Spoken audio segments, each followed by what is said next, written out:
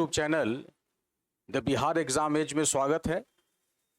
आज हम लोग भारत के उत्तरी पर्वतीय भाग के विषय में कुछ चर्चा करेंगे।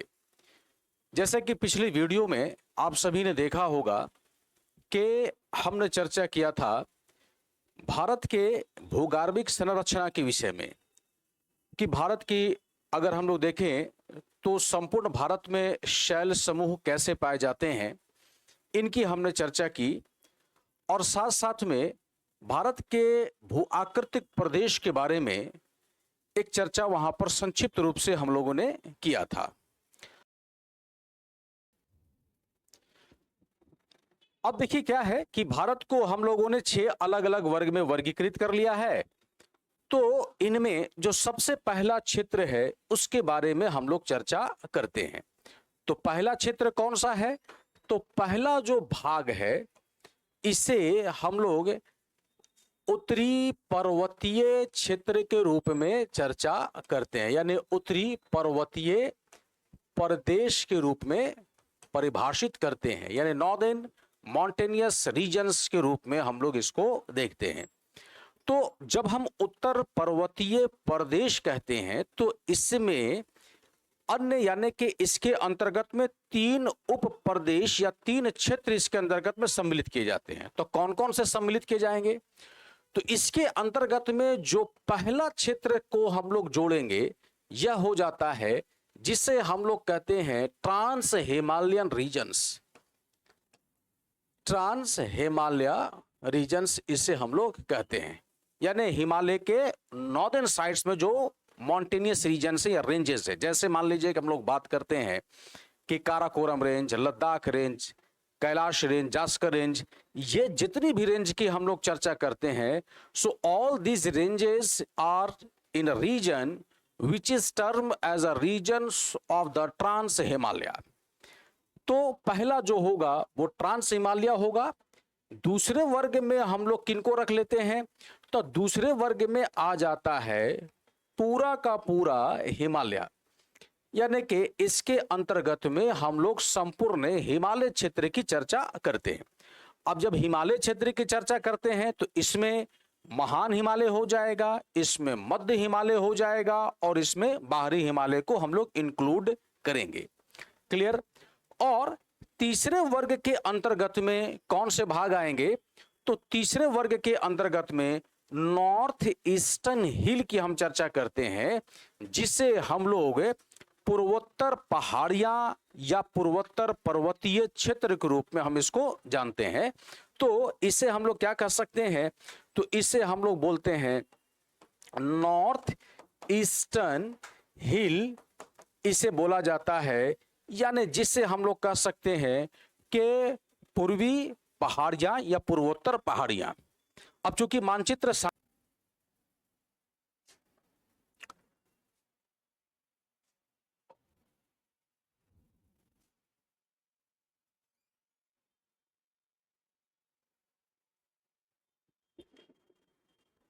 उत्तर पर्वतीय क्षेत्र में सबसे जो पहला भाग है इससे हम लोग किस नाम से जानते हैं? तो इससे हम लोग ट्रांस हिमालय, अभी मैंने जैसा बताया कि ट्रांस हिमालय। तो ट्रांस हिमालय का जो एक भाग है इससे हम लोग क्या बोलते हैं? तो ट्रांस हिमालय का सबसे जो उत्तरी भाग है इससे हम लोग कहते हैं काराकोरम श्रेणी, इसे कहा जाता है। इसे काराकोरम श्रेणी कहा जाता है। दूसरा वाला जो भाग है इसे हम लोग लद्दाख श्रेणी के रूप में जानते हैं। इसके बाद ये वाला जो भाग हम देखते हैं इसे हम लोग कैलाश श्रेणी के रूप में हम चर्चा करते हैं। और सबसे जो दक्षिणी वाले भाग है इसे हम लोग जास्कर श्रेणी के रूप में परिभाषित करते हैं, यानी जास्कर श्रेणी के रूप में इसकी चर्चा की जाती है। तो ये तीनों जो भाग आप देख रहे हैं ये ट्रांस हिमालय का भाग है। इसके उपरांत यानी इसके जब दक्षिण वाले भाग में हम आएंगे तो इसी के दक्षिण में हमें मिलता है, यानी कि इसके बाद हम देखते हैं महान हिमालय, इसके बाद हम देखते हैं मध्य हिमालय, और इसके बाद हम लोग देखते हैं जो कि बाहरी हिमालय क्षेत्र आता है। और यह जो पूरे के पूरे भाग हम लोग देख रहे हैं, इसी भाग में फिर हम लोग क्या देखते हैं, तो यहां पर जो छोटी छोटी कई पहाड़ियां हैं, तो इन्हीं पहाड़ियों को सम्मिलित रूप से हम लोग क्या बोलते हैं, तो इसे हम लोग पूर्वोत्तर पहाड़ी के रूप में चर्चा करते हैं, इसे परिभाषित किया जाता है। अब काराकोरम श्रेणी की क्या क्या विशेषता है, क्या क्या इसके बारे में हमें जानना चाहिए। देखो, जब हम लोग बात करते हैं काराकोरम श्रेणी के बारे में, तो कुछ पॉइंट्स हमें याद रखना है। सबसे पहला जो इसके संदर्भ में जो पॉइंट्स है जिसको याद रखना चाहिए, यह है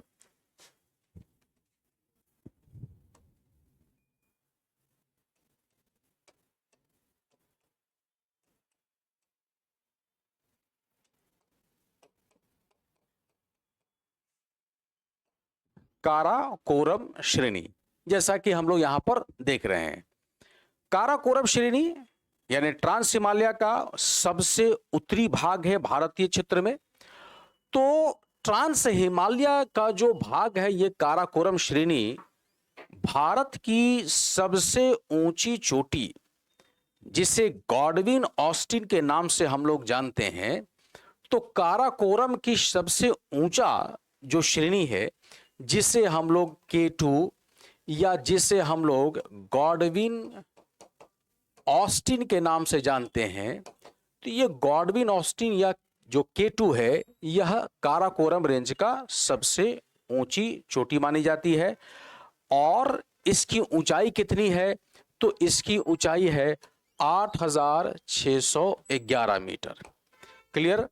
और यह जो भाग है, ये भारत की सबसे ऊंची चोटी मानी जाती है। क्लियर। आपके मन में कई बार ये प्रश्न पूछ सकते हैं और शंकाएं होती हैं कि काराकोरम श्रेणी की जो सबसे ऊंची चोटी है गॉडविन ऑस्टिन, क्या ये भारत की सबसे ऊंची चोटी है, या फिर हम कंचनजंगा को भारत की सबसे ऊंची चोटी के रूप में जाने।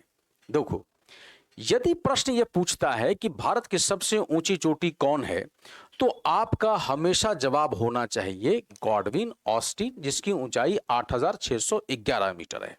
परंतु यदि अगर यह प्रश्न पूछा जाए कि भारत में हिमालय की सबसे ऊंची चोटी कौन सी है, तो स्पेसिफिक अगर हिमालय लिख दे, तब आपका जवाब होगा कंचनजंगा। कंचनजंगा की ऊंचाई अगर हम देखते हैं, यानी कि अगर हम लोग चर्चा करते हैं कंचनजंगा, तो कंचनजंगा की ऊंचाई है 8598 मीटर। और कंचनजंगा का लोकेशंस कहां पर है, तो कंचनजंगा का लोकेशंस है सिक्किम। क्लियर। यानी कि इस जगह पर कंचनजंगा का हम लोकेशंस को देखते हैं। तो Kanchenjunga is the highest peak of Himalaya in India. Clear. तो अगर स्पेसिफिक पूछा जाए, तो जाहिर सी बात है कि अगर पूछा जाए कि हिमालय की सबसे ऊंची चोटी, तो आपका जवाब हमेशा होना चाहिए कंचनजंगा। परंतु यदि प्रश्न यह पूछा जाए कि भारत की सबसे ऊंची चोटी कौन है, और यहां पर हिमालय न लिखा जाए, तब आपका जवाब होना चाहिए गॉडविन ऑस्टिन। यह पॉइंट मेरे ख्याल से क्लियर होगा। अब देखो क्या है, काराकोरम श्रेणी की एक और जो विशेषता है वो ये है कि काराकोरम श्रेणी चूंकि सबसे उत्तरी भाग में हम इसको देख रहे हैं, तो स्वाभाविक और ऊंचाई इसकी अच्छी खासी है। तो और एक और पॉइंट यहां पर याद रखना है कि काराकोरम श्रेणी को हायर एशिया का बैकबोन भी कहा जाता है। क्लियर। यानी कि इसे उच्च एशिया के रीढ़ के रूप में भी इसको परिभाषित किया जाता है। यानी कि इस भाग को हम लोग क्या कहते हैं, तो उच्च एशिया का इसे रीढ़ भी कहा जाता है। यानी उच्च एशिया का रीढ़ कहा जाता है काराकोरम श्रेणी को। एक और पॉइंट जिसे याद रखना चाहिए वो ये है कि काराकोरम श्रेणी में ही सबसे बड़ा ग्लेशियर्स, यानी नॉर्थ पोल के बाद दूसरा सबसे बड़ा जो ग्लेशियर्स है, जिसे हम लोग सियाचिन के नाम से जानते हैं, तो सियाचिन जो ग्लेशियर है, इसके बारे में आपको याद रखना है कि नॉर्थ पोल के बाद सबसे बड़ा ग्लेशियर जो है यह है जिसे हम लोग फेडचेंको ग्लेशियर्स के नाम से जानते हैं। तो उनके उपरांत जो दूसरा सबसे बड़ा ग्लेशियर्स है वो सियाचिन ग्लेशियर है। और सियाचिन ग्लेशियर्स का लोकेशंस कहां है? तो सियाचिन ग्लेशियर्स का लोकेशंस है काराकोरम श्रेणी। तो ये पॉइंट भी याद रखेंगे। इसके अलावा यदि हम लोग बात करें तो इसी भाग में हमें बाल्तोरा ग्लेशियर्स भी मिलता है, इसी भाग में हमें ब्याफो ग्लेशियर्स भी मिलता है, हिस्पर ग्लेशियर्स भी अगर हम लोग चर्चा करें तो वह भी इसी भाग में मिलते हैं। क्लियर है? तो कहने का मतलब यहां पर यह हुआ कि काराकोरम जो श्रेणी है इसकी यह कुछ प्रमुख विशेषता है जिसको हमें जानना चाहिए। क्लियर है? अब इसके बाद यदि हम लोग बात करें तो काराकोरम श्रेणी के दक्षिण में यदि हम देखते हैं तो काराकोरम श्रेणी के दक्षिण में जो भाग है इसे हम लोग लद्दाख श्रेणी के नाम से जानते हैं, लद्दाख रेंज के नाम से हम लोग इसे जानते हैं। तो लद्दाख जो श्रेणी है, अब इसके बाद यदि हम लोग बात करें तो काराकोरम श्रेणी के दक्षिण में यदि हम लोग चर्चा करते हैं तो काराकोरम श्रेणी के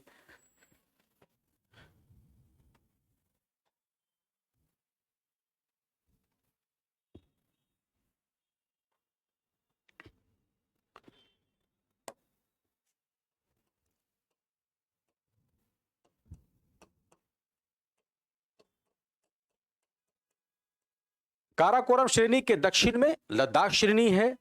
और लद्दाख श्रेणी का जो सबसे ऊंची चोटी है इसका नाम है माउंट राका पोशी, इसे कहा जाता है। यानी कि highest peak of the Ladakh श्रेणी इज दी माउंट राका पोशी। और माउंट राका पोशी के बारे में एक और इंपॉर्टेंट पॉइंट हमें याद रखना है कि यह जो है यह भाग बड़े ही खड़े ढाल वाले माने जाते हैं। क्लियर है? यानी जब भी ये बात लिखी जाए कि खड़े ढाल है, इसका मतलब है कि जो इसका स्टिफनेस है वो बहुत ज्यादा है। क्लियर है? अगर इसके ढाल कुछ ऐसे होंगे तो किसी भी क्षेत्र का, तो ये वाला जो स्लोप है ये माना जाएगा जेंटल स्लोप, और ये वाला जो भाग है इससे हम लोग स्टीप स्लोप में काउंट करते हैं।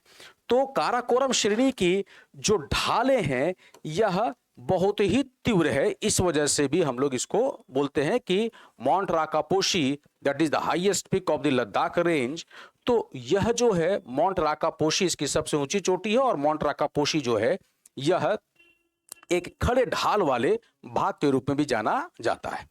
इसके अलावा यदि हम लोग बात करें तो लद्दाख श्रेणी का ही जो ईस्टर्न एक्सटेंशंस हैं, यानी लद्दाख श्रेणी का ही जो ईस्टर्न एक्सटेंशंस हैं, इसी भाग को हम लोग कैलाश श्रेणी के नाम से जानते हैं, यानी कि इसे हम लोग कैलाश रेंज के रूप में जानते हैं।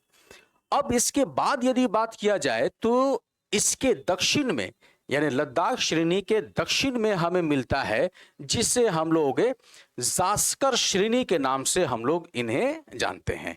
क्लियर है? तो यहां पर एक और पॉइंट यहां पर याद रखना है कि भारत की जो उत्तरी भाग में बहने वाली एक बहुत महत्वपूर्ण नदी है जिसे हम लोग सिंधु नदी के नाम से जानते हैं। तो सिंधु नदी जो है यह लद्दाख श्रेणी और जास्कर श्रेणी से हो करके यह सिंधु नदी बहती है। क्लियर है?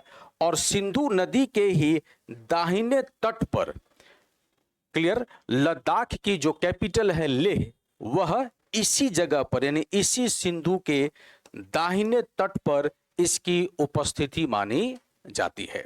क्लियर है? तो इस प्रकार अगर हम लोग देखें तो नॉर्दर्न माउंटेन में यह भाग जो है ये उत्तरी हिमालय का उत्तरी भाग है जिसे हम लोग ट्रांस हिमालय के नाम से जानते हैं। अब यहां पर कुछ और फैक्ट्स को याद रखिएगा। ट्रांस हिमालय जो भाग है यह भाग हिमालय के निर्माण से पहले निर्मित हुआ है, इस वजह से यहां की शैलें कठोर हैं, यानी यह मेटामॉर्फोज्ड रॉक यहां पर पाया जाता है। क्लियर है? और साथ साथ में यहां पर यह भी याद रखिएगा कि यह जो भाग है यह बहुत ही निर्जन माना जाता है। इसी वजह से एक तरह का ये ड्राई एरिया है और यह कोल्ड डेजर्ट्स के रूप में भी जाना जाता है। धन्यवाद।